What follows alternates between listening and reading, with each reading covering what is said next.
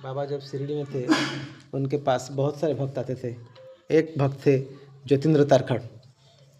ज्योतिन्द्र कई बार शिरडी आ चुके थे और दिव्य अनुभव उनका बहुत अच्छा हुआ था। अब उनके लिए बाबा के टेस्ट का समय आ गया था।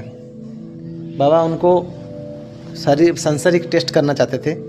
इसे एक दिन जब शाम हो गई थी और आसमान में तारे चमक रहे थे, बाबा ने ज्योतिन्द्र को अपने साथ चलने के लिए कहा।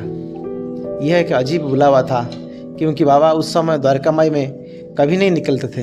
बाबा का द्वारकामाई से निकलना टाइम 3 बजे था, दोपहर 3 बजे को जाते थे। पर ये शाम के टाइम था जब बाबा द्वारकामाई से निकले ज्योतिन्द्र को साथ में लेके, और वो लेंडीबाग की ओर चल पड़े।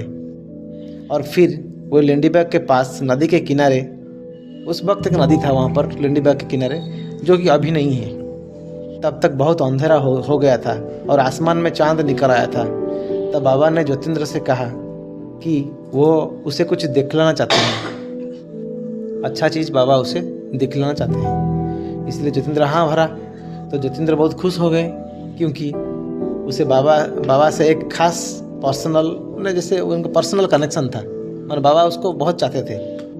फिर वो बगीचे में बैठ गए और बाबा ने अपने हाथों से वो जो मिट्टी था लेंडीबाग का, नरम मिट्टी को हिलाना शुरू कर दिया।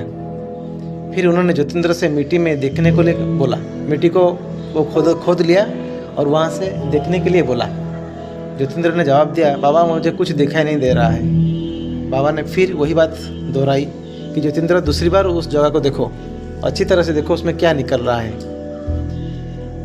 तो ज्योतिन्द्र बोले कि बाबा ये तो मिट्टी है।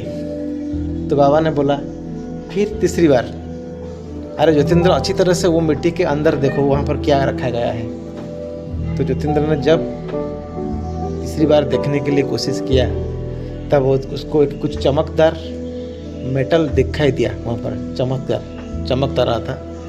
तो वो वाला ज्योतिन्द्र पूछा कि बाबा कुछ दिख रहा है मुझे जो कि चमक रहा है सोने जैसा।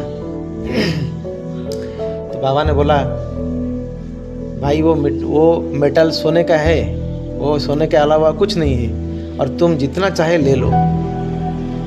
ये सोने का मेटल है, तुम जितना चाहे ले लो। तो ज्योतिन्द्र ने बाबा से कहा, बाबा मुझे ये नहीं चाहिए, आपके आशीर्वाद से हमारे पास सब कुछ है, और मैं आपसे ऐसे भौतिक इनाम के लिए शिरडी नहीं आ रहा हूँ। मैं तो आपके लिए यहाँ पर आ रहा हूँ कुछ आध्यात्मिक प्रगति करने के लिए, ठीक है ना।